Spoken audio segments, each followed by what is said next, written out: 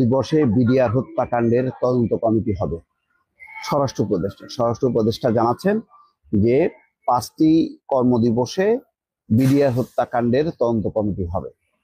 আশা করি যে এটা নিয়ে যে একটা ধূম্রজাল তৈরি হয়েছিল সেই ধূম্রজালের অবসান ঘটবে। খবরে বলা হচ্ছে রাজধানীর পিলখানায় বিডিআর হত্যাকাণ্ডের রহস্য উন্মোচনে আগামী 5 কর্মদিবসের মধ্যে একটি তদন্ত কমিটি গঠন করা হবে বলে জানিয়েছেন স্বরাষ্ট্র উপদেষ্টা জাহাঙ্গীর আলম চৌধুরী। তিনি বলেছেন এই কমিটিতে থাকবেন অবসরপ্রাপ্ত বিচারক, সুশীল সমাজের প্রতিনিধি, সশস্ত্র বিভাগ ও পুলিশের অবসরপ্রাপ্ত কর্মকর্তা। তবে এই কমিটিতে সদস্য কতজন হবে তা এখনো নির্ধারণ করা হয়নি। এই কমিটির সদস্য সংখ্যা 5 জন হতে পারে, 7 অথবা 9 জন হতে পারে। সশস্ত্র বিভাগ থেকে সদস্য বেশি থাকবে। মঙ্গলবার বিকেলে সচিবালয়ে এক সংবাদ সম্মেলনে এসব তথ্য জানান স্বরাষ্ট্র উপদেষ্টা। 2009 সালের 25 ও 26শে ফেব্রুয়ারি বিডিআর হত্যাকাণ্ড হয়। সংবাদ সম্মেলনে স্বরাষ্ট্র উপদেষ্টা বলেন, এসব কমিটিতে অনেকে আসতে চান না। সবার থেকে নাম নেওয়া হবে, নাম সংগ্রহ করতে সময় লাগবে, সবার সঙ্গে আলোচনা করে কমিটি দেওয়া হবে। কমিটি ও কমিশনের মধ্যে পার্থক্য নেই বলে জানান তিনি। আইন মন্ত্রণালয়ের সঙ্গে স্বরাষ্ট্র মন্ত্রণালয়ের কোনো বিভ্রান্তি নেই বলেও জানান জাহাঙ্গীর আলম চৌধুরী। বিডিআর হত্যাকাণ্ডে ন্যায় বিচার নিশ্চিত করতে একটি স্বাধীন তদন্ত কমিশন গঠন করতে বৈষম্য বিরোধী ছাত্র আন্দোলন সহ বিভিন্ন মহল কয়েকদিন ধরে দাবি জানিয়ে আসছে। তদন্ত কমিশন গঠনে অন্তর্বর্তী সরকার গড়িমসি করছে বলে অভিযোগ করে আসছে বৈষম্য বিরোধী ছাত্র আন্দোলনের নেতারা।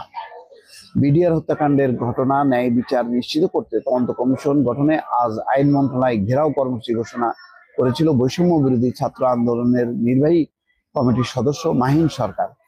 এই কর্মসূচির সঙ্গে একত্রতা ঘোষণা করেন বৈষম্য বিরোধী ছাত্র আন্দোলনের আহ্বায়ক হাসনাত আব্দুল্লাহ। এমন অবস্থায় আজ মঙ্গলবার তড়িঘড়ি করে 5 কার্যদিবসের মধ্যে তদন্ত কমিটি গঠনের ঘোষণা দিল সরকার। সেই যে একটা পরিস্থিতি, এমন সব স্পর্শকাতর বিষয় যেগুলো নিয়ে সামনে আনা হচ্ছে, ফলে সরকারও একটা বিব্রতকর অবস্থার মধ্যে পড়ছে। যাই হোক, সরকারের আন্তরিকতা নেই তা না, কিন্তু সরকারের যে প্রশাসনিক যে গতি সেটা অনেকটা মন্থর। সেই কারণে অনেক ক্ষেত্রে ভুল বুঝাবুঝি তৈরি হচ্ছে। হয়তো এই কমিটি গঠনের মধ্য দিয়ে তার অবসান ঘটবে। সংবাদ সম্মেলনে স্বরাষ্ট্র উপদেষ্টা বলেন, বিডিআর হত্যাকাণ্ডে পুনঃতদন্ত ও ন্যায় বিচার নিশ্চিতে অন্তর্বর্তী সরকার বদ্ধপরিকর। তিনি বলেন, স্বরাষ্ট্র উপদেষ্টা হিসেবে দায়িত্ব নেওয়ার পর থেকে তিনি নিজেও বিডিআর হত্যাকাণ্ডে ন্যায় বিচার নিশ্চিত করতে সোচ্চার ছিলেন। একজন সাধারণ নাগরিক এবং সেনাবাহিনীর সদস্য হিসেবে বিডিআর হত্যাকাণ্ডে ন্যায় বিচার দাবি করে আসছেন তিনি। সবার সঙ্গে আলোচনা করে আগামী 5 কার্যদিবসের মধ্যে বিডিআর হত্যাকাণ্ডের ন্যায় বিচার নিশ্চিত করতে একটি কমিটি গঠন করা হবে। এটি একটি স্বতন্ত্র কমিটি হবে, আর পুনঃতদন্ত সেটা আদালতের বিষয়। এর আগে রোববার স্বরাষ্ট্র মন্ত্রণালয় জানিয়েছিল যে বিডিআর হত্যাকাণ্ডে আদালতে 2টি মামলা চলমান, তাই কমিশন গঠন আদালতের আদেশের সঙ্গে সাংঘর্ষিক।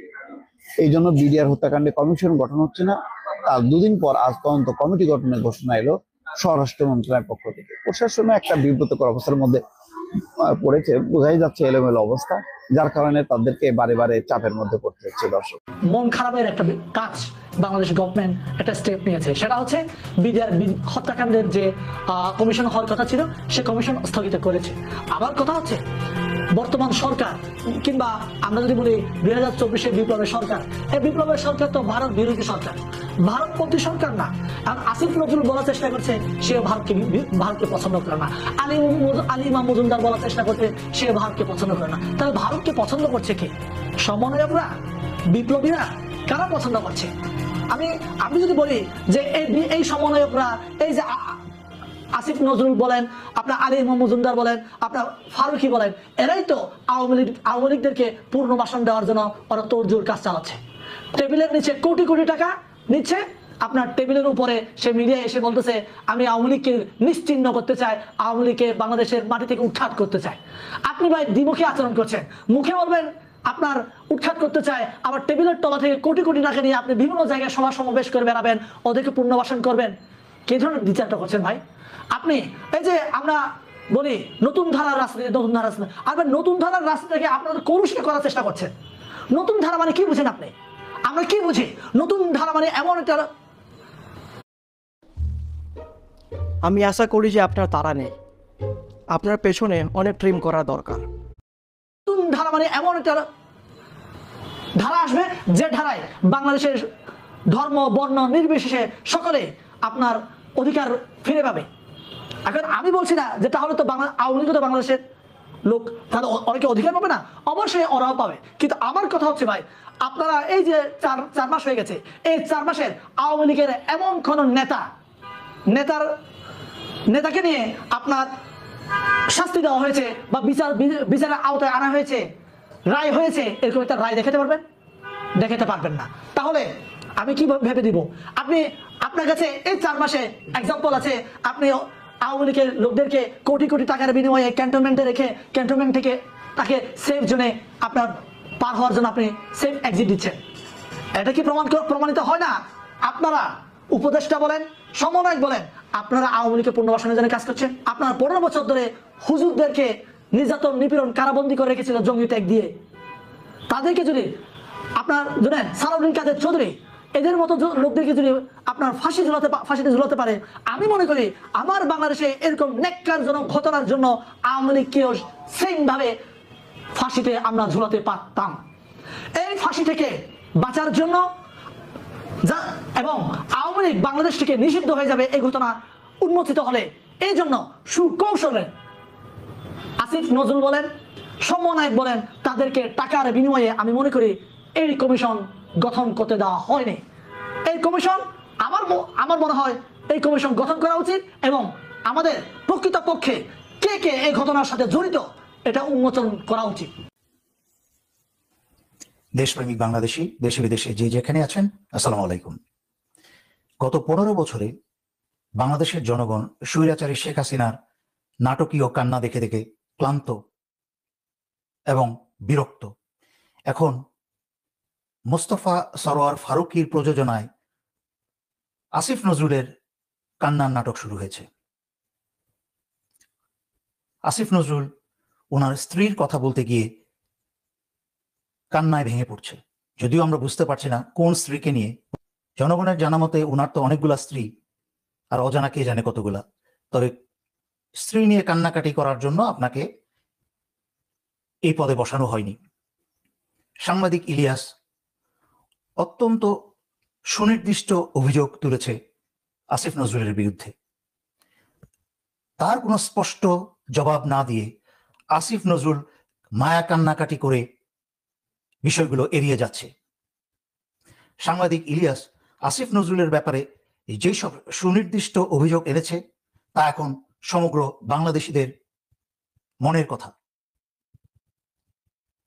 প্রফেসর ইউনূসের এতগুলো সহকারী, ওনাদের কেউ কি, এবং এতগুলো অ্যাডভাইজার, ওনাদের কেউ কি ডক্টর ইউনূসকে গিয়ে একবার বলেছেন এর পুরা এই 40-45 মিনিটের যে ভিডিওটা, তার সামারিটা কি ডক্টর ইউনূসকে বলেছেন? এবং ডক্টর ইউনূস কি একবার প্রয়োজন মনে করছেন যে আসিফ নজরুলকে ডেকে জিজ্ঞেস করা? স্বৈরাচারী হাসিনাকে বিদায় করে এখন যদি এই সরকারও মনে করে তাদেরকে জবাব দিতে হবে না এবং তাদের ইচ্ছা মতো আসিফ নজরুলরা সিংহাসনে বসে থাকবে আর মায়া কান্না করে নাটক করে যাবে, তা জনগণ মানবে না। মেজর সিনহার হত্যাকারী প্রদীপের এখনো ফাঁসি কার্যকর হয়নি। হাসিনার আমলেও তো প্রদীপের স্ত্রীকে জামিন দেওয়া হয়নি। আসিফ নজরুলের এত মায়া উঠলো কেন প্রদীপের স্ত্রীকে জামিন দেওয়া? আবার সেই দিকে চুন্নি সাহাকেও গ্রেফতারের পরপরই ভারতের কথায় সে জামিন দিয়ে দিয়েছে। আমার চোখ এসেছে ছাত্রনেতা আসিফ মাহমুদ আসিফ নজরুলের সাইড নিয়ে বলেছে সে সব কথা মানতে রাজি, কিন্তু রয়ের সদস্য আসিফ নজরুল এটা সে মানতে রাজি নয়। ঠিক আছে, বুঝলাম, তাকে রয়ের সদস্য হিসেবে নাম দিলে না, কিন্তু যে ভারতের স্বার্থ এবং আওয়ামী লীগের স্বার্থ রক্ষা করে চলেছে সে তো ভারতের লোক। সে ভারতের স্বার্থ এবং আওয়ামী লীগের স্বার্থ রক্ষাকারী লোক হচ্ছে ভারতের লোক। সেটা আমরা রয়ের সদস্য, রয়ের গোয়েন্দা নাম না দিতে পারি, কিন্তু সে ভারতের প্রতিনিধি। এরকম একটা ভয়ঙ্কর চরিত্র নিয়ে কি করে আইন উপদেষ্টা হয়ে বসতে পারে? এই উপদেষ্টা সরকার বা ডক্টর মোহাম্মদ ইউনূস সরকার বসার পর থেকে সমস্ত চাল খেলে যাচ্ছে এই আসিফ নজরুল।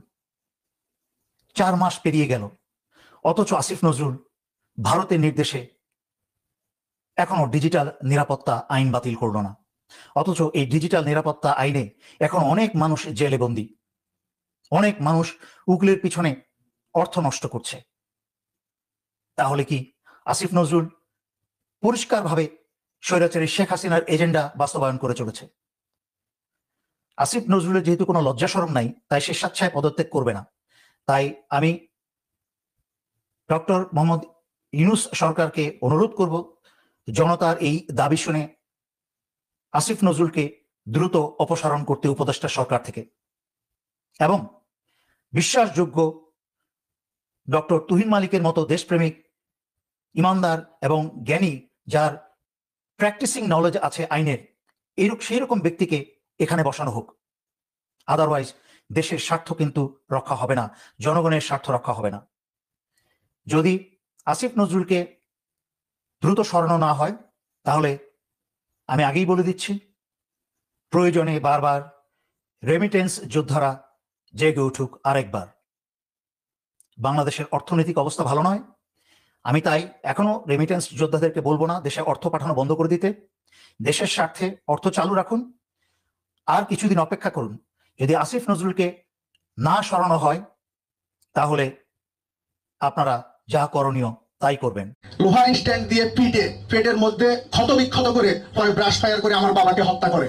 এই কথাগুলো বলার সুযোগ এবং সাহস আমরা এই বাংলাদেশে পাই নাই। তুমি যেন বাহিরে না বলো যে তুমি বিডিআর এর ছেলেই। ওরা আব্বাকে কাঁধে করে আমাদের বাসার সামনে দিয়ে নিয়ে গেছে। এখানে একটা গন্ডগোল হচ্ছে, মনে হয় ডিজি শাকিল সাহেবকে মেরে ফেলছে। এই ডালবাতের গল্প বলে আপনারা আমাদেরকে, আমাদের বাবাদেরকে, বাংলাদেশ সেনাবাহিনীকে আর ছোট করবেন না। ইউনিভার্সিটিতে পরীক্ষা ছিল, আমি পরীক্ষা দিতে বাসা থেকে বের হই। তখন আমার বাবাও যেহেতু দরবারে, উনি কেন্দ্রীয় সুবেদার মেজরের দায়িত্বে ছিলেন, উনি আমার আগেই বাসা থেকে বের হয়ে যান। তো আমি পরীক্ষা দিতে থাকি। এমন 10টার সময় ইউনিভার্সিটির স্যাররা কথা বলছিল যে ফিলখানাতে একটা গন্ডগোল হচ্ছে, মনে হয় ডিজি শাকিল সাহেবকে মেরে ফেলছে। তা আমি আর কিছু লিখতে পারলাম না। কারণ আমি তো ওইখান থেকে সকালবেলা বের হয়ে আসলাম, যে আমার কাছে মনে হয়নি যে না বিডিআর এর সৈনিক বা অফিসারদের ভিতরে, কারণ আমার বাবা ফিলখানাতে পোস্টিং হয়েছিল প্রায় 8 মাস আগে। আর আমরা ছোটবেলা থেকে বড় হয়েছি, অনেক আর্মি অফিসারদের ফ্যামিলির বাচ্চাদের সাথে আমি স্কুলে গেছি, আমার বাবা একসাথে চাকরি করছে, আমরা খুব ক্লোজলি আমরা বড় হয়েছি। তো আমি বসে বসে স্যারদের কথাই শুনছিলাম। এর কিছুক্ষণ পরে আমার ক্যাম্পাসটা ছিল ধানমন্ডিতে, তো আমাদের ক্যাম্পাসের তালা মেরে দিয়ে, গেটে তালা মেরে দিয়েছে যেন আমরা না বের হই। তো এই পরীক্ষাও শেষ, বের হয়ে আমি বাসায় ফোন দিলাম। আমার বাসা থেকে জানালো যে বাসায় আমার ছোট বোন ছিল, ও তখন ক্লাস 6-এ পড়তো, আর হলো একটা কাজের ছেলে ছিল। আমার আম্মা 1 সপ্তাহ আগে গ্রামের বাড়িতে গিয়েছিলেন। তো ওরা, আমার ছোট বোন জানালো যে কয়েকজন জওয়ান, মুখে বাঁধা, আপনার লাল যে কাপড়টা বাঁধা, ওরা আব্বাকে কাঁধে করে আমাদের বাসার সামনে দিয়ে নিয়ে গেছে। আমাদের বাসাটা ছিল হলো দরবার হলের পিছনে, এসএম কোয়ার্টারে। তো এখন ওকে বলছে যে এমআই রুমে নিয়ে যাচ্ছে, যে ওনার পায়ে গুলি লাগছে। ওকে আর বাসা থেকে বের হইতে দেয়নি। পরে আমার বড় বোনের সাথে কথা হলো, আমি ওদের সাথে মানে এক পর্যায়ে রাগ হয়েছি যে বাবা হয়েছে, তোমরা তাকে বাসায় কেন। এরপরে বিভিন্নভাবে যোগাযোগ করতে চেষ্টা করছি, আমরা আর যোগাযোগ করতে পারিনি, আমার বাবার নাম্বারে আর কল ঢুকে নাই। তো এর ভিতরে এই সারাদিন আমি তখন ক্যাম্পাসের ভিতরে, তো আপনার তখন ক্যাম্পাস থেকে আমি বের হয়েছি। বের হওয়ার পরে আমার বাসা থেকে বিভিন্ন জায়গা থেকে ফোন করলো যে তুমি যে বিডিআর এর ছেলে, তুমি যেন বাহিরে না বলো যে তুমি বিডিআর এর ছেলে, এই পরিচয়টা তুমি না দাও। তো তখনও তো আমরা বুঝতেছি না যে আসলে কি হয়েছে। তো এর ফাঁকে বাসায় আরো কয়েকটা গ্রুপ আমাদের বাসায় গিয়ে বাথরুমের সিলিং, আপনার খাটের নিচে, বিভিন্ন জায়গায় আমার আব্বাকে খোঁজ করছে। তা আমার ছোট বোন, ও ক্লাস 6-এ পড়ে, ও আর বুঝে নাই, যেহেতু আপনার বিডিআর এর বিভিন্ন জায়গায় গুরুত্বপূর্ণ স্থাপনার, কোর্টের, লকারের বিভিন্ন জায়গার চাবি কেন্দ্রীয় সুবেদার মেজর হিসেবে আমার বাবার কাছেও ছিল। তো তখন আমার ছোট বোন সহ ও ওই গ্রুপটা সহ ওরাই চাবি বা বিভিন্ন জিনিসগুলো ও খোঁজ করছে। ও তার এত জিনিস বুঝে নাই। পরে বিকেলে ধানমন্ডি লেকের দিকে ছিলাম, তখন সরকার 144 ধারা দিল। পরে আমি আমাদের বড় বোনের বাসায় যাই, এর ফাঁকে আমার মা বাড়ি থেকে রওনা করে। এখন আমরা তো কোনোভাবেই বুঝতেছি না যে আসলে বিডিআর এর সাথে সেনাবাহিনীর এই টাইপের একটা গন্ডগোল জীবনেও হইতে পারে। কারণ আমার বাবা ওই দিন দরবারের শেষে রাতে টাকটুসো হওয়ার কথা, আপনারা এখানে শহীদ পরিবারের সবাই জানেন। আমার বড় বোন তার বাচ্চা নিয়ে আসবে রাতে, তাহলে আমার বাবা যদি এই ঘটনাটা কোনোভাবে বিন্দুমাত্র আঁচ করতে পারতো, তাহলে আমাদের সন্তানদেরকে অবশ্যই, এখানে শুধু আমি না, আমাদের সকল শহীদদের ফ্যামিলি যারা আমরা, আমাদের কাউকে তো আমাদের বাসায় রাখতো না, যে যদি আমাদের বাবারা কোনোভাবে আঁচ করতে পারতো যে না এরকম একটা ঘটনা এখানে হবে, বা সৈনিকদের ভিতরে একটা বড় অসন্তোষ আছে, এখানে বড় টাইপের ম্যাসাকার হইতে পারে। তা আমার বোনের রাতে আসার কথা, তো এর ভিতরে আমার মা আসলো। তা আমরা প্রথম 2 দিন টিভির সামনেই ছিলাম, যেহেতু আমার বাবা কেন্দ্রীয় সুবেদার মেজর, আমার বাবাই যদি বিডিআর এর যে টিমটা ছিল ওইখানে তো উনি থাকার কথা। যেহেতু আমরা প্রথম দিকে দেখছি যে এটাকে একটা ইস্যু দিয়ে আমাদের সেনা অফিসার, সেনাবাহিনী এবং আমাদের শহীদদের যেন অসম্মানিত ভাবে, আমরা এই গত এত বছর আমরা কিন্তু অসম্মানিত ভাবে পার করছি, যে হ্যাঁ ও তোমার বাবা অমুক কারণে শহীদ হয়েছে বা অমুক কারণে অমুকরা মেরে ফেলছে, কিন্তু এইটা একটা ভুল জিনিস এস্টাবলিশ করা হয়েছে। ডাল ভাতের যে ইস্যুটা বলা হয়েছে, ওইখানে যে বিডিআর যে ডাল ভাতের ব্যবসা করছে, এটা হলো যেন মানুষের নিত্য প্রয়োজনীয় পণ্য যেন সহজে পায়। এটা কিন্তু বিডিআর এর মূল বেসিক কাজ না, এটা একটা সেবা ছিল। ওইখানে যদি যে টাকাটা প্রফিট করছে বিডিআর, ওই টাকাটা যদি ভাগ করতো, তাহলে ওই টাকাটা হয়তো আপনার হয়তো 4-5 হাজার টাকা করে পেত একজন সৈনিক। আমরা সবাই, আমরা কোনো না কোনো ভাবে সবাই চাকরি করি। আপনারা বলেন যে আমরা কি কখনো আমাদের ঊর্ধ্বতনকে এভাবে নৃশংসভাবে আমরা হত্যা করার কথা কিনা এই 4-5 হাজার টাকার জন্য? এইভাবে আমরা কি আমাদের ঊর্ধ্বতনকে কখনো জোর করেও কি আমরা কথা বলতে পারি? আর ওইখানে এইভাবে একজন মানুষকে মেরে ফেলে যেভাবে নৃশংসভাবে হত্যা করা হয়েছে, গ্রেনেড দিয়ে খুঁচিয়ে নষ্ট করা হয়েছে, পুড়ে ফেলা হয়েছে, এটা কখনোই ডাল ভাতের আন্দোলন ছিল না। এটাকে সেনাবাহিনীকে, যেসব অফিসাররা শহীদ হয়েছে তাদেরকে অসম্মানিত করার জন্য এই জিনিসটা ইস্টাবলিশ করা হয়েছে। তখন বিভিন্ন মাধ্যমে যখন গন্ডগোলটা শুরু হয়েছে, ডিজি মহোদয় আমার বাবাকে বলছে যে এসএম সাহেব, সৈনিকদের যে এত অসন্তোষ এটা তো আমি জানি না। আমার বাবাও জানবে কিভাবে, করার এটা কোনো লিগ্যাল যুক্তি ছিল না। তখন আমার বাবাকে এবং মেজর জাহিদি সাহেবকে পাঠানো হয়েছে, যে আমার বাবাকে বলছে যে যেহেতু আপনি কেন্দ্রীয় সুবেদার মেজর, আপনি ওদের সিনিয়র, ওরা আপনার কথা শুনবে। আমার বাবা তখন ওইখানে হ্যান্ড মাইকে অনেক চেষ্টা করছে যে এই সৈনিকদেরকে থামানোর জন্য। তাদেরকে বলা হয়েছে যে তোদের কোর্ট মার্শাল হবে, তোরা অফিসারদের অ্যান্টিতে কথা বলিস না, এই বিভিন্ন ভাবে উনি মোটিভেট করার চেষ্টা করছে।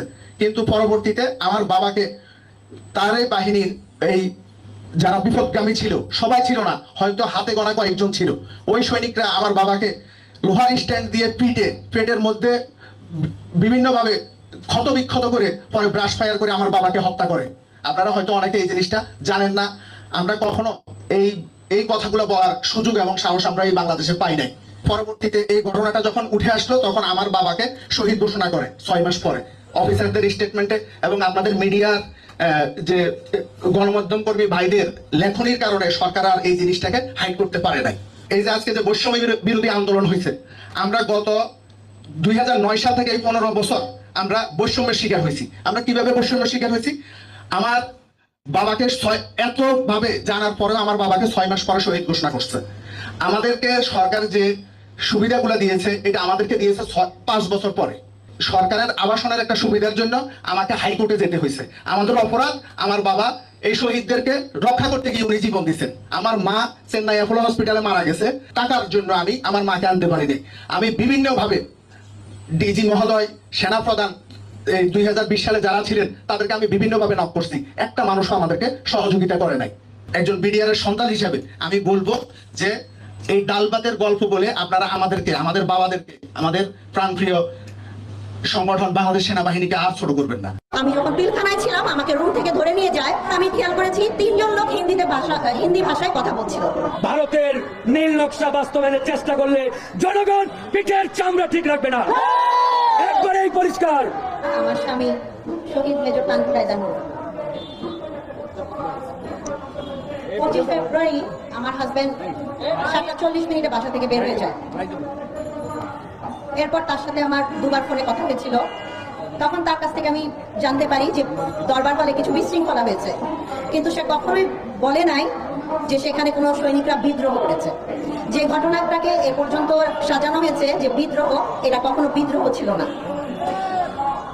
এরপরে আমি 2.5 থেকে 3 মাস পরের কথা বলি।